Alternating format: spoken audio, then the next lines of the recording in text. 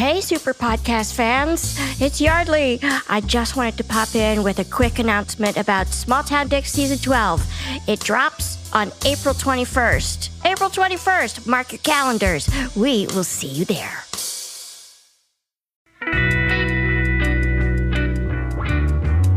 In police stations across the country, officers start their shifts in the briefing room. It's a place where law enforcement can speak openly and candidly about safety, training, policy, crime trends, and more. We think it's time to invite you in. So pull up a chair. Welcome to the briefing room.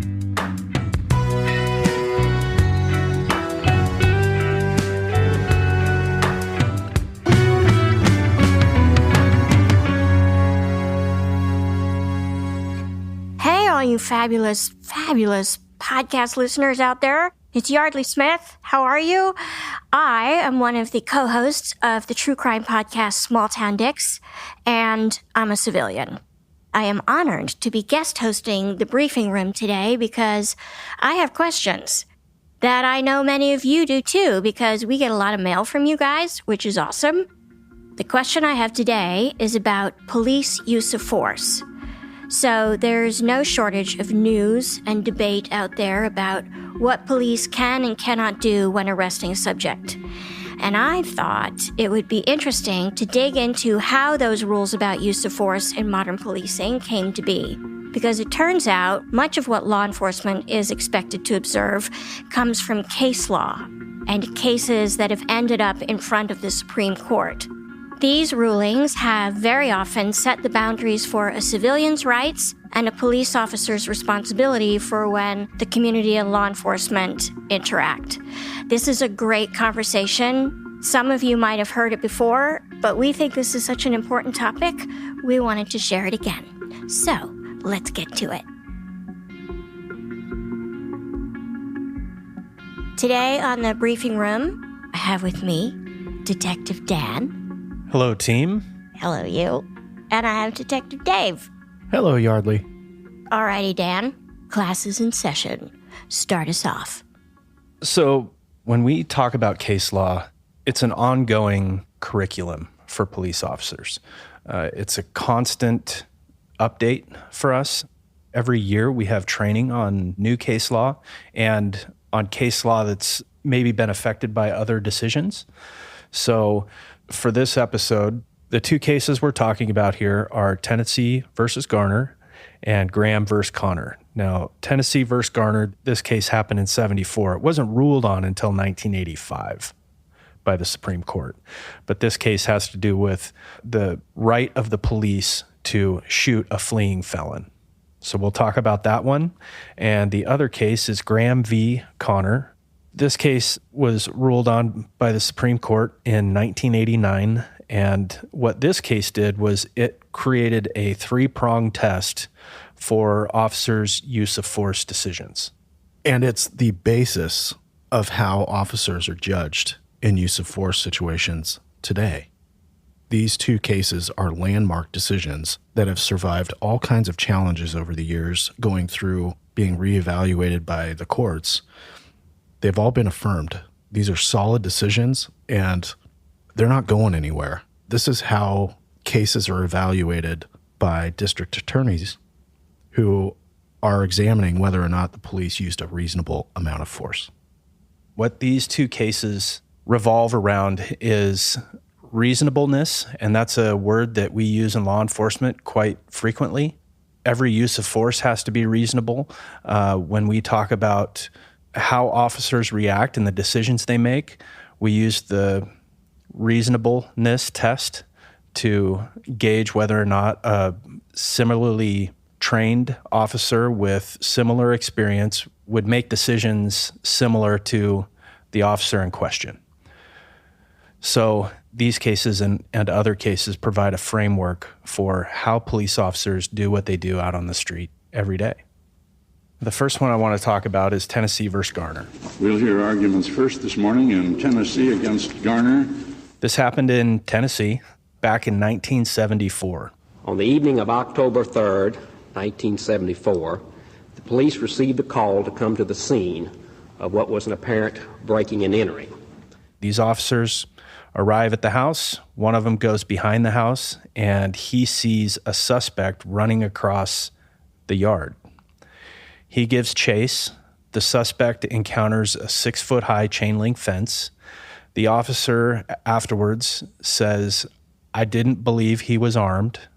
That's important. He confronts the suspect, whose name is Garner. His last name is Garner. Garner disregards the officer's commands to stop and comply. Garner does not comply. Garner begins going over the fence. The officer pulls out his weapon and shoots Garner in the back of the head, and it kills him. There are two issues in this case. The first deals with the constitutionality of the state statute with regard to the use by a police officer of all necessary means to effect an arrest. The second is whether the municipality's use of deadly force to apprehend a fleeing burglary suspect after exhausting all other reasonable means is constitutionally permissible. Back then in Tennessee, they had a state statute that you could shoot fleeing felons. Even in the state that Dave and I worked in, there was a fleeing felon statute that you could use deadly force. That statute is trumped by this case law, Tennessee versus Garner. Because this is Supreme Court case law.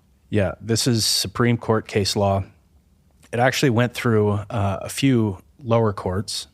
And basically, the suspect in this case, he was 15 years old. He gets shot in the back of the head, and he dies on the way to the hospital. They find $10 and a purse in his possession that were taken from the house during the burglary. And police officers now, we recognize this use of force as being completely unreasonable, that you can't just shoot somebody because they're running from you. But this is the case law that really set that. Just to be clear, because of this case, Tennessee versus Garner, you are now no longer allowed to just shoot a fleeing felon. Is that so? Correct. Okay. The Tennessee statute back in 1974 stated, if, after notice of the intention to arrest the defendant either flees or forcibly resists, the officer may use all the necessary means to effect the arrest. So that would include everything. That's pretty all-encompassing right there. Yes, but one would assume that you would try several other tactics, all the other tactics, to stop the fleeing felon before you resorted to deadly force. Yeah. The suspect's father brings suit and says that this was excessive force, and I agree. And at first, the courts side with the police and the prosecution and the state on this and say, nope, we have a statute that says he can use any means to effect the arrest. It then goes to the Court of Appeals, and the Court of Appeals says the killing of a fleeing suspect is a seizure for the purposes of the Fourth Amendment. Can you explain what that means? The Fourth Amendment has to do with search and seizure. The Fourth Amendment is why we have to write search warrants for properties when someone has a right to privacy in that dwelling. The narrow question presented is whether a state law authorizing the killing of an unarmed, nonviolent fleeing felon by police in order to prevent escape constitutes an unreasonable seizure of the person. The broader definition of seizure is basically, if I arrest you, that's a seizure. If I put my hands on you, that's a seizure. Even if I limit your movement without putting my hands on you, like detain you by giving you a verbal command, stop right there, sit down, I am seizing you at that moment. So when you shoot somebody, you have now disabled their ability to get away, and you have effectively seized them for all intents and purposes. So that's what we mean by seizure.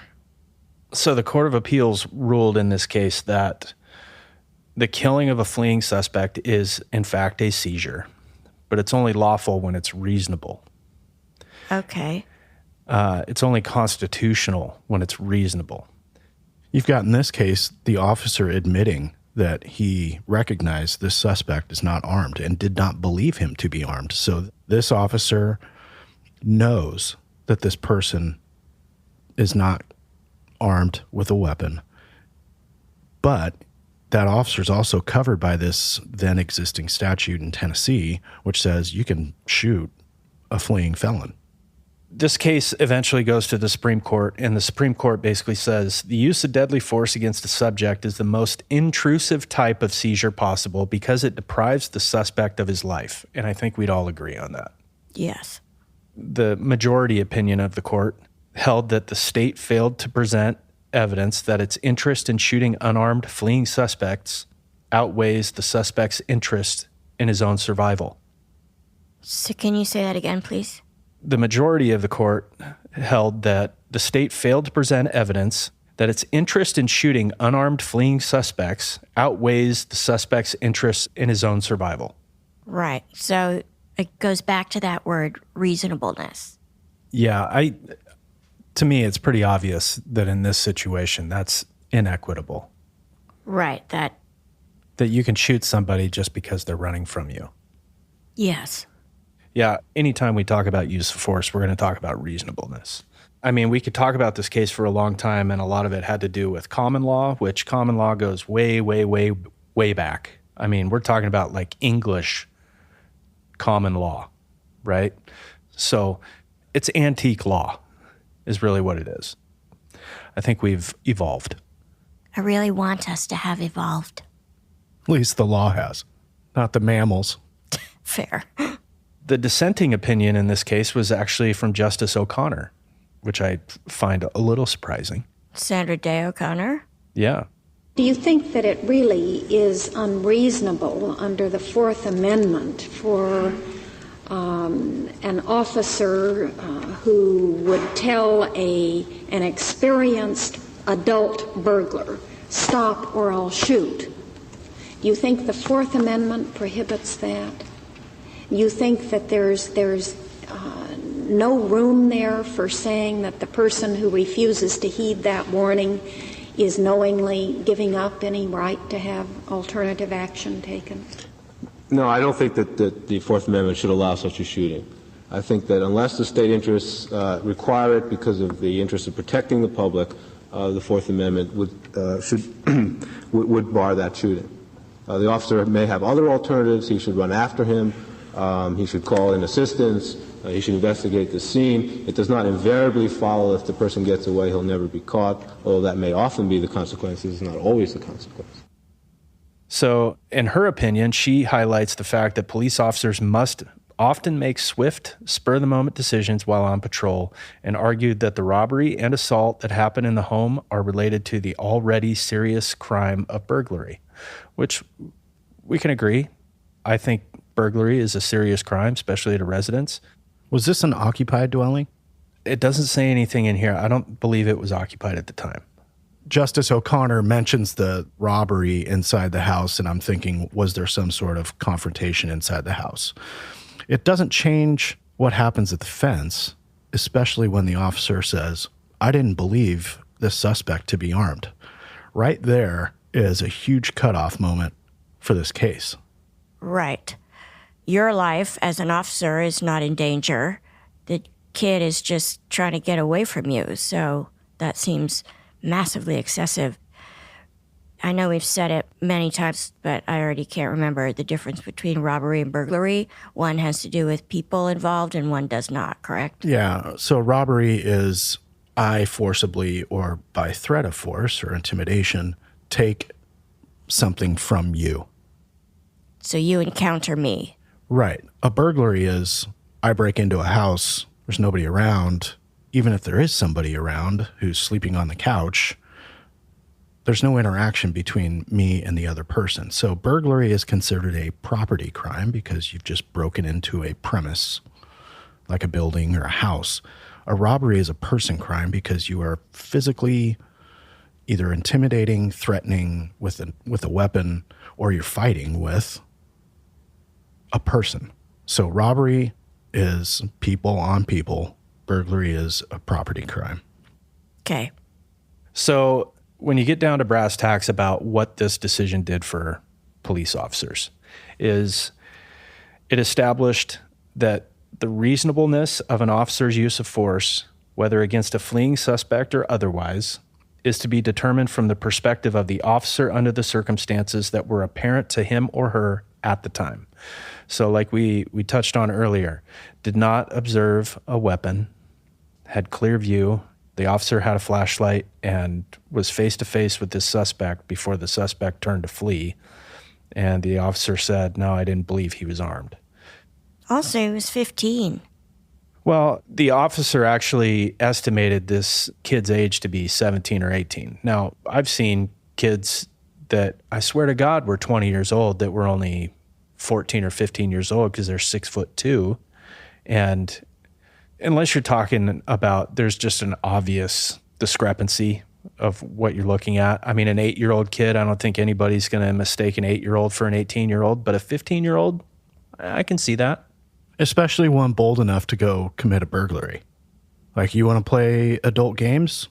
You're in the adult arena now, and there are consequences. Not to say that Mr. Garner deserved what he got, but you open yourself up to a series of circumstances that are now out of your hand.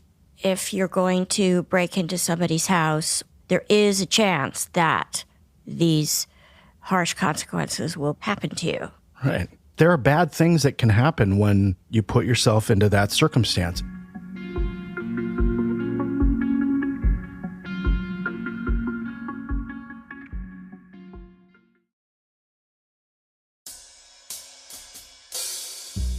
Hey, small town fam, it's Yeardley. How are you? I hope you're not laying awake wondering if your house is all buttoned up.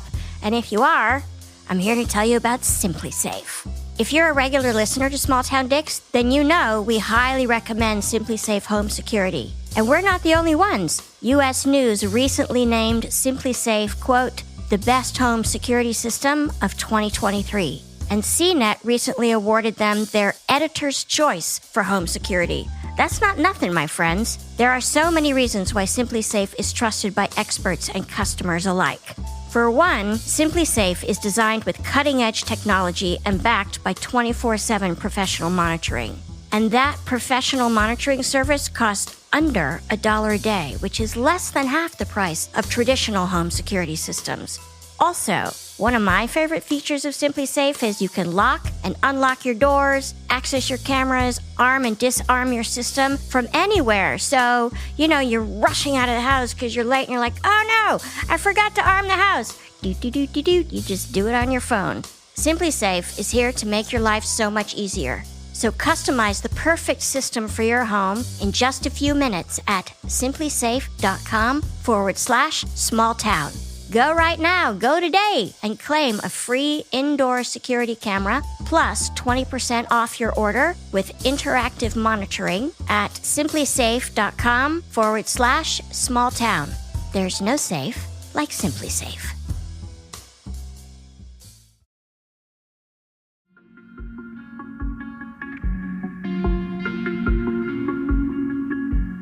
So there's another one here, and it's Graham versus Connor.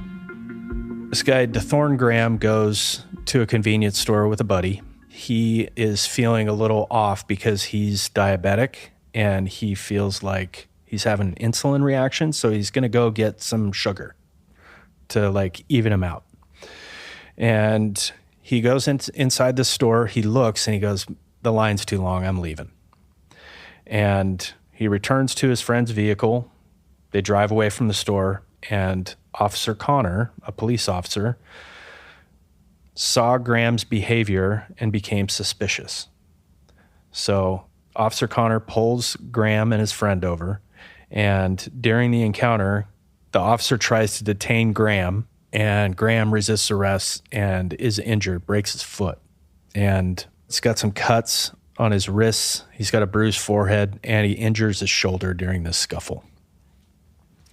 So he files a federal lawsuit against the officer, basically alleging that the use of force during the stop was excessive and violated his civil rights. So it eventually went to the Supreme Court. We'll hear argument next to number 876571, DeThorne Graham versus M.S. Connor. And again, we're talking about reasonableness, this word that is a character in our lives as police officers, reasonableness. The Supreme Court held that Determining the reasonableness of a seizure requires a careful balancing of the nature and quality of the intrusion on the individual's Fourth Amendment interests against the countervailing governmental interests at stake. So putting the grabus on someone as a police officer, there's a reasonableness test that you must put. Is it reasonable that I use all means of force necessary to effect an arrest? And it's similar to Tennessee versus Garner. To quote this court in Tennessee versus Gardner, reasonableness depends not only when a seizure is made, but also how it is carried out.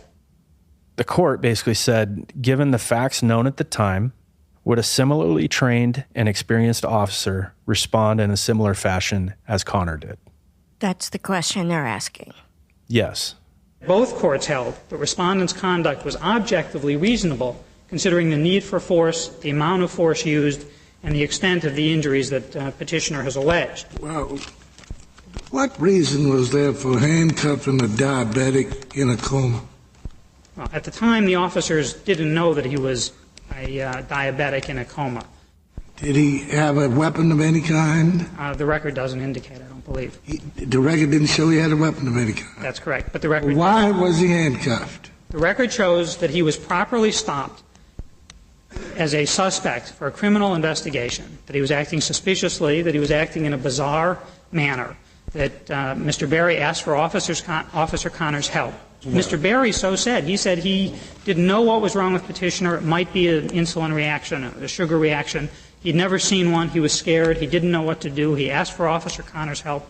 He testified that petitioner was throwing his hands around. The district court stated without contradiction that when the backup officers were arriving, a scuffle started, and at that point the officers sought to put the handcuffs on petitioner.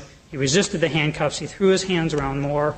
Indeed, even after he was handcuffed and the officers went to put him in the car, the undisputed record shows that he was vigorously fighting and kicking, resisting getting into the car. And the district court and the Court of Appeals both commented on that. Given his resistance, even after he was handcuffed, and given the crowd that was gathering and getting out of hand, the police were reasonable in deciding that they needed force to overcome his resistance and that they needed to get him into the car quickly and out of the hostile environment. So what the Supreme Court did is they came up with, there are 3 questions that you answer as an officer when using force. It's called the 3-prong Graham test. Okay, what are the 3 questions? The severity of the crime at issue, whether the suspect poses an immediate threat to the safety of the officer or others, and whether the suspect is actively resisting arrest or attempting to evade arrest by fleeing. So you have to take those things into account. And again, this all comes down to reasonableness and why the courts and district attorney's offices are unable to Monday morning quarterback based on case law like Graham versus Connor and Tennessee versus Garner, is that police officers are judged in the moment, not with the benefit of hindsight. Basically, you have other officers as a kind of a reasonableness standard. Is, would another officer with the same amount or similar training, with similar experiences in that situation, would they have acted similarly to the way this officer acted? And is that reasonable? Police officers in the heat of the moment making split-second decisions. When I say split-second, we're talking life could be gone in 1 second if I don't do this or if I do this. It's not fair to judge people if you weren't there. So I can't stress that enough. It's what the officer is experiencing at the time, not what me on my couch watching the news later that night or a day later. I'm not qualified to judge that man. I can make a judgment on the reasonableness of the use of force based on, do I have similar training? Do I understand that moment? Do I understand all the outside factors that go into the totality of the circumstances right in front of this officer? Which is the importance of the 3-prong test. So the severity of the crime at issue. Did this guy steal a pack of Skittles? Now, it's quite different if this person is a kidnapper. right? You also, whether the suspect poses an immediate threat to the safety of the officers or others. Now, another way to look at that is, what if this person gets away? That's also a threat to others, correct? So I would go back to in season 2, Monster. Now, if that kidnapper would have gotten away, does he pose a threat to the public? Hell yes, he does.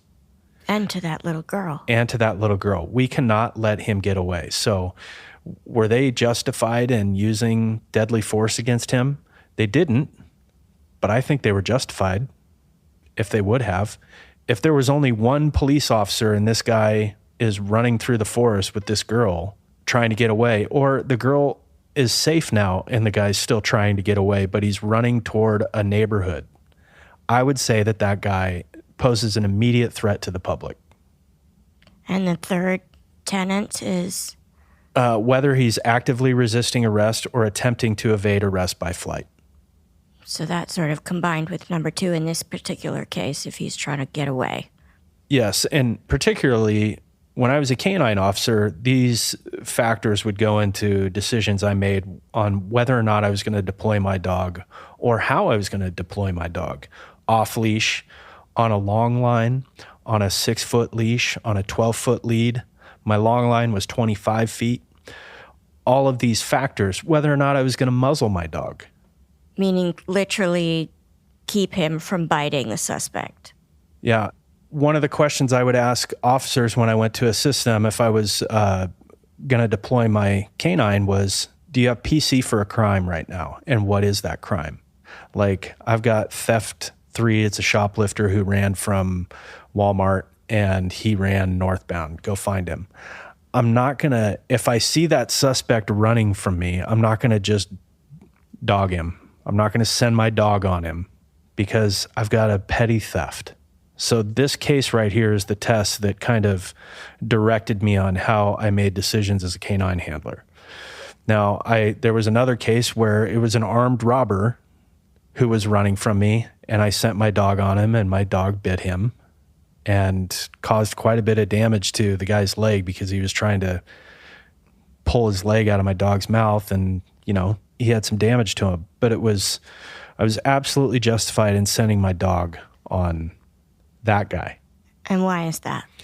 It's an armed robbery. I mean, the severity of the crime is that guy, he poses a threat to the public if he gets away. He honestly said to me, I didn't think your dog was going to catch me before I got to that fence. My dog The dog is always faster. 35 miles an hour. It's pretty quick through an empty parking lot. Land sharks. And this is important. We go back to the Kill Cullen episode. Sure, the Small Town Dicks episodes we called End of Watch. Right. I remember being in that pursuit. I knew that we were going to chase that car forever, regardless of the suspect's driving behavior, which driving behavior and circumstances, the time, the location of where the pursuit is either heading towards or going through is why we have, we terminate pursuits, because the juice isn't worth the squeeze. We're putting the public in more danger than it's worth to arrest the fleeing suspect, even though it's a felony. It's a felony to elude the police. In that case, in the Kill Cullen case, I knew that we were going to chase that car until it ran out of gas or until something happened. In the mountains where we were, I was the only vehicle that had any radio reception. I don't know how that happened, but my car's radio was the only one that was working for our agency. And when I heard that Officer Kill Cullen had been shot, I knew this was a deadly force situation. You mean you knew that you might have to use deadly force? Right. And that James, who was the first officer behind suspect's car, I knew he can ram her off the side of the hill. Because if the use of force is justified, the resulting injuries are inconsequential. And there's case law about vehicles being pursued and using pit maneuvers on vehicles that are going at high rates of speed, that it's inherently a deadly use of force with your vehicle to spin a suspect vehicle at high speeds, because there's a great chance that someone's going to get seriously injured or killed. In that situation, I knew that James could push suspect right off the side of the hill. It's a creative way to end that situation and make sure that this person who just shot a police officer does not get away. James had a ride along with him that night, and James was a little bit worried that he might put himself off the side of the road too. So James did a great job. Once that pursuit ended, we came to the top of a logging landing, and there's literally gravel ends and the forest begins. There's nowhere for suspect to go. That allows us to slow things down. She's not fleeing anymore. So the circumstances changed. But it was important for me when I heard that the officer had been shot, that other people in our stack of cars following suspect need to be aware of that, because it changed the rules of engagement. That now I know that I can shoot this person if they're trying to get away from me, because that person is a danger to the public, has just killed somebody, and is actively trying to get away. Situation just did not present itself. The circumstances weren't there. I've been asked many times, I can't believe, why didn't you shoot her? Wasn't there. But it was never there for me to pull the trigger and shoot this suspect, because I did not feel scared for my safety or the others that were with me. To have the number of guns that were pointed at her after she just killed one of our brothers, for her to not get shot, shows how professional the brothers and sisters that were up on that mountain that day. Exceptional folks. All did it the right way. I get the same question. You weren't there. So it works both ways. You weren't there to know why we didn't shoot her, and in a situation where somebody does get shot, you weren't there. Yep. 20/20 hindsight.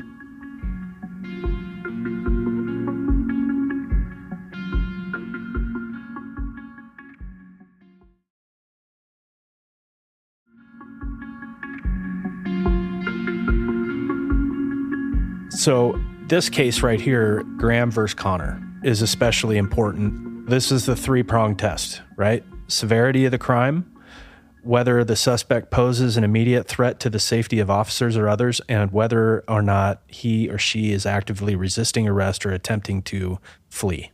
So some big cases recently that this case law has been a part of is the shooting of Michael Brown in Ferguson, Missouri, the shooting of Alton Sterling in Louisiana, and the Derek Chauvin George Floyd case in Minneapolis. Is it reasonable for Derek Chauvin to have his knee on George Floyd's neck for 8+ minutes? No, it's not. It's not reasonable. I mean, and it's not even close. When you look at it through the lens of reasonableness, officers who have been trained in those situations and have similar experience say that's not reasonable. And it's exceptionally important for people to realize this is in the eyes of an officer, a similarly trained officer with similar experience in the same situation. It's not a similar citizen. It's not a similar civilian. I need to be judged based on how other officers would have interpreted that situation. Is it reasonable? There was a case several years ago now, and I think it was in South Carolina, where a man had run from a traffic stop, and the officer shot him in the back and killed him. And I remember watching, because there's actual video of that shooting, and I remember watching that video before I knew any of the facts of the case, and I was like, that looks unreasonable to me. You were losing the foot chase, so you just shot him, and the guy was merely running from a traffic stop? It's not reasonable. It's not reasonable. Right. It's so interesting and complex. Ahmaud Arbery, one of the persons convicted, is a former investigator for the district attorney's office there. Not employed at the time, was retired, but was any of that reasonable? You called the police. It's that simple. These guys created their own emergency by chasing Ahmaud Arbery down. And then blocking its way and... Yeah, and approach him with a shotgun? Like, you just look at it and you're like, I'm done. This was unreasonable a long time ago, and now this happened? Totally unreasonable. The Ahmaud Arbery case sounds circumstantially very similar to Tennessee versus Garner. Well, and also Zimmerman and Trayvon Martin. Yeah. I mean, they said in the Ahmaud Arbery case that he was burglarizing a house that was under construction and he was running, and then they shot him. So similar to Tennessee versus Garner, where Garner got shot in the back of the head trying to go over a fence after the officer had already said, I didn't think he had a gun on him. I didn't think he was armed. So I know that the three defendants in the Arbery case probably claim that, we thought he probably was armed. But I think justice has been served in that case. Yeah. Do you consider Connor's stop on Graham to meet that threshold of the three-pronged Graham test? I understand,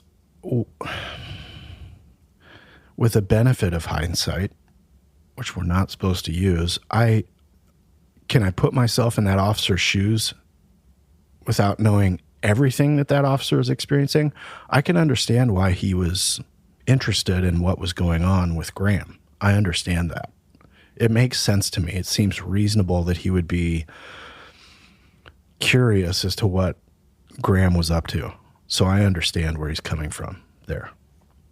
It's also why, in those types of situations, I would also make sure that I had additional probable cause to make the traffic stop.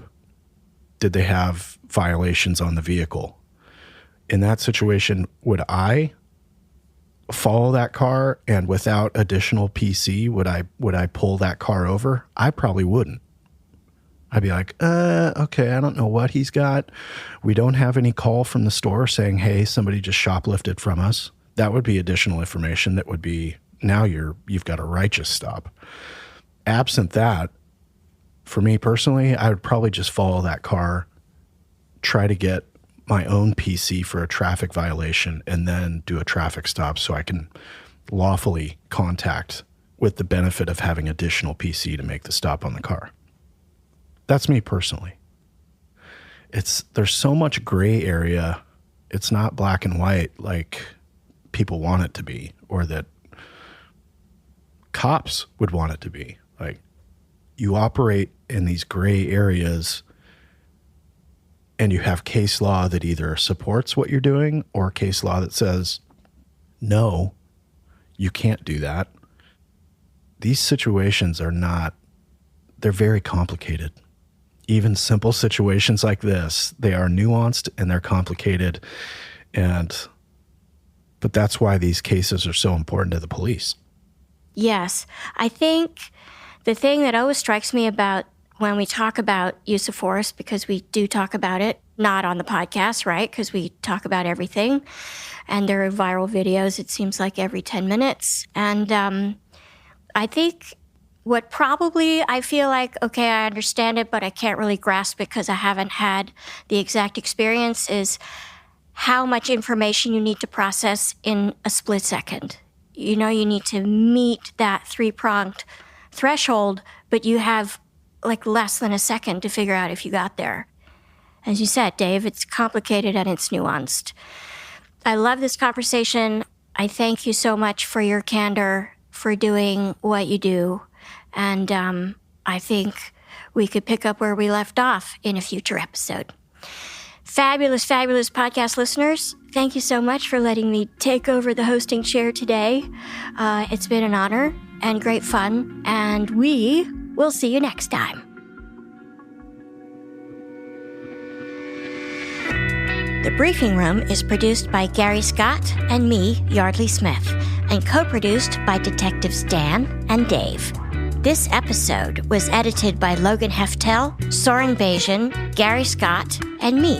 Our associate producers are Aaron Gaynor and the real Nick Smitty. Our social media is run by the one and only Monica Scott.